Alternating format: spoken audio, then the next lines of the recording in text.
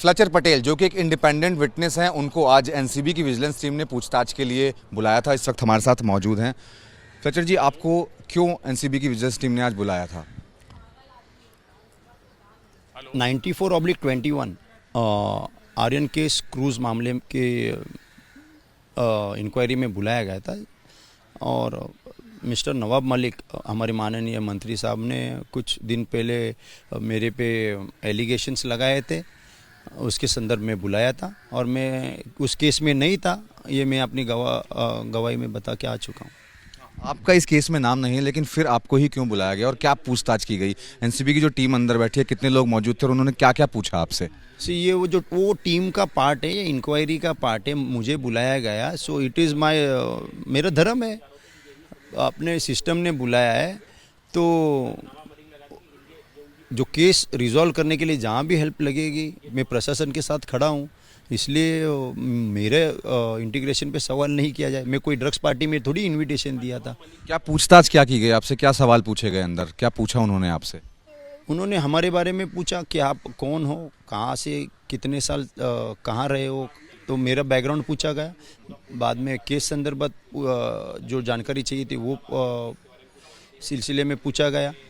Late me tell you, मैं Fletcher Patel, ex army, 17 साल service army में करने के बाद रिटायर हुआ हूँ। फुटबॉल प्लेयर रहा हूँ, अभी भी फुटबॉल कोचिंग कर रहा हूँ। अभी भी कुछ अंडर प्रिविलेज बच्चों को ट्रेनिंग दे रहा हूँ जो स्ट्रीट बच्चे होते हैं। और उसके बाद एनडीए एसएसबी की जो ट्रेनिंग है वो दे रहा हूँ। तो मेरे बारे में जो था, उनको जो एक सवाल चिन्ह खड़ा किया था कि ये क्रिमिनल है, माननीय मंत्री महोदय जो ने हमारे बोले 5 केसेस है क्रिमिनल, तो उनका स्पष्टीकरण भी मैं दे के आ चुका हूँ। और कभी आपको पैसे का लेन देन कभी पता लगा है या नहीं, या आपको दिए गए, तो लेट मी टेल यू, ये जो माजी सैनिक है, हम पैसे के लिए सर्विस नहीं करते और जब भी हम सर्विस में थे तभी भी हमने पैसे के लिए सर्विस नहीं किया है। और मैंने कभी भी आज तक, let me tell you to your channel, पूरे जनता को, कि आज तक मैंने एक पैसा भी किसी भी माध्यम से किसी से भी इस सर्विस के लिए नहीं लिया। इस केस से जुड़े क्या क्या और सवाल आपसे पूछे गए और क्या आपने रिटर्न में स्टेटमेंट दी है अपनी? रिटर्न स्टेटमेंट तो मैं दे के आ ही चुका हूँ। बड़ा लंबा चौड़ा इंक्वायरी था और 2-3 सवाल उनके स्पेसिफिक थे मेरे इंटीग्रिटी के बारे में या मेरे पर्सनल, वो बताया। केस रिलेटेड पूछे तो वो मैं था नहीं। और बाकी के केसेस में आप क्यों थे, कैसे थे, आप कैसे इंक्वायरी में आते हो या क्या होता है, तो दे नो द प्रोसीजर।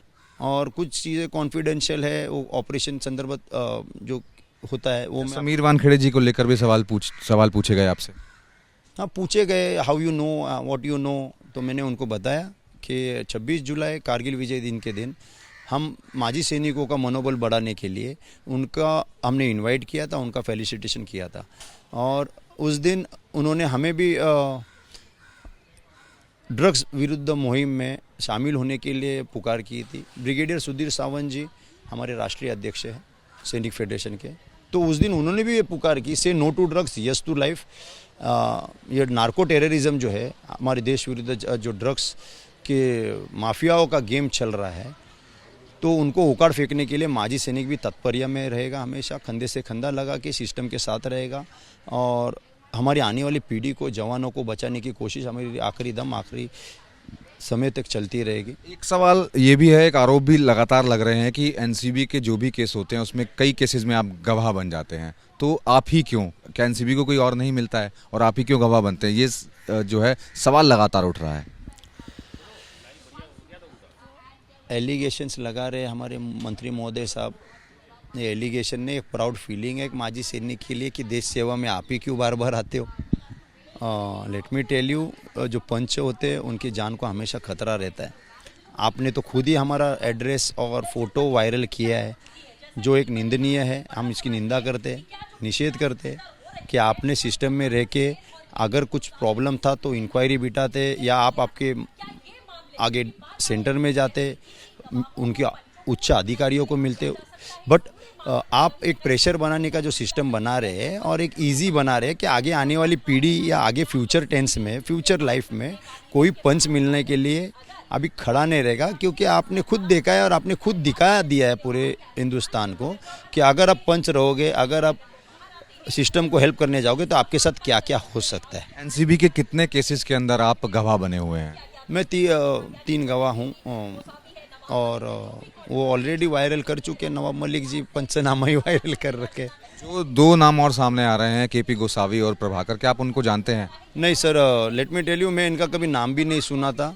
गवाह ये इंडिपेंडेंट होते, कई उस टाइम उनके थ्रू उनके दूसरे सोर्स ऑफ मीडियम से आए होंगे, बट अफसोस ज़रूर लगता है कि शायद काश मैं उस केस में होता तो ये आज पूरा ड्रामा जो चल रहा है ये ना होता और हम अपनी बातों से टिके रहते। और एटलीस्ट अभी गोसावी जी के बारे में पूछा जा रहा है, कोई साहिल है। So let me tell you, ये तोड़ फोड़ का राजकारण सैनिकों के साथ नहीं होता ओवरऑल। इसलिए हम आगे आने वाले टाइम में आपके द्वारा प्रशासन को रिक्वेस्ट करते हैं कि माजी सैनिक को आप मौका दीजिए, और ऐसे जो भी है उन्होंने अपने तरफ से गवाह बनने की कोशिश की है या उन्होंने भी हेल्प करने की कोशिश की है।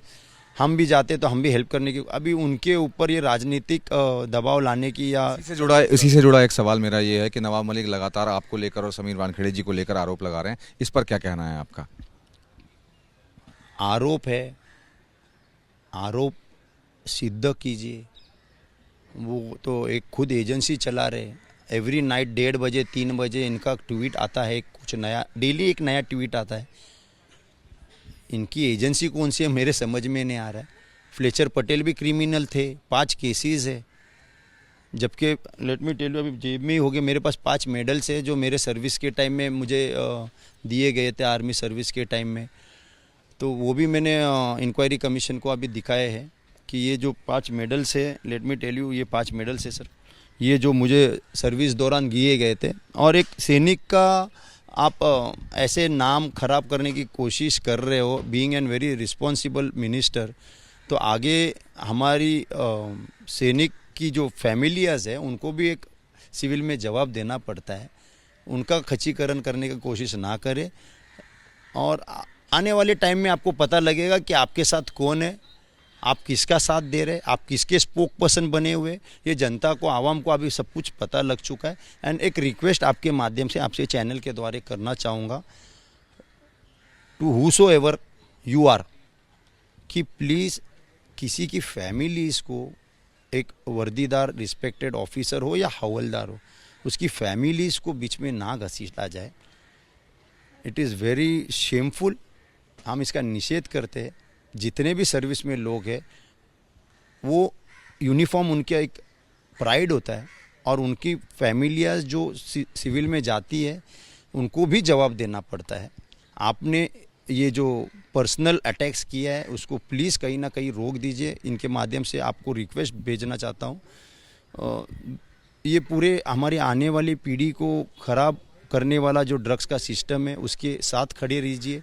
ड्रग्स का जो माफिया चल रहा है उसके साथ खड़ा रहिए, और माजी सैनिक तो है ही है, और आप भी खड़े रहिए। और प्लीज़ आपको हाथ जोड़ के रिक्वेस्ट है, say no to drugs and yes to life. Thank you. आखिरी सवाल मेरा ये है आपसे कि आज आप पहली बार ही आए थे पूछताछ के लिए जो आपको बुलाया था, और क्या दोबारा भी बुलाया गया है आपको? ये फर्स्ट टाइम था। मैं I am facing any sort of inquiry, और हाँ यस, आगे बुलाया जाएगा तो ज़रूर आएंगे। ये मेरा धर्म बनता है कि मैं मेरे प्रशासन के साथ खड़ा रहूँ।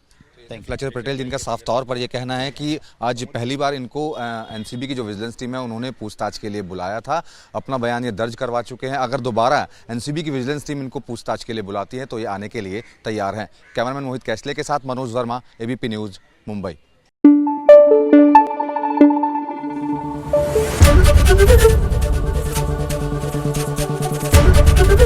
एबीपी न्यूज़ आपको रखे आगे।